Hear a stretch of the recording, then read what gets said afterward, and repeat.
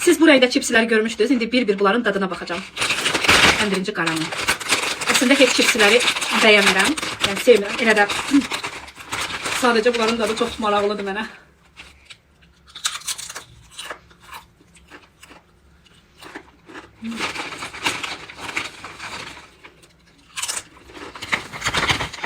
Allah. İndi yazacaqsınız ki, elə boş-boşuna niyə əla deyirsiniz? Mənim zövqümcədir.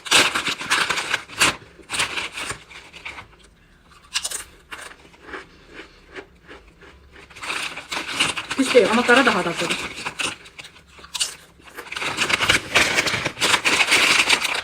Və yaşılı da açar. Bunun dadı daha maraqlıdır.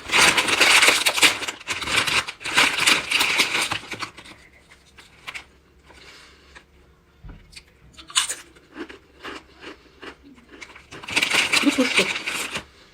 Ama ikincisini yiyərəm. Bu turşu. Bu biraz başka cürdür. Bu qara qəşəngdir. Bir dərə də axırda qara yiyin. Siz də almaq istəyirsinizsə bax bunu alın. Yiyip sonra yorumlarda yazın.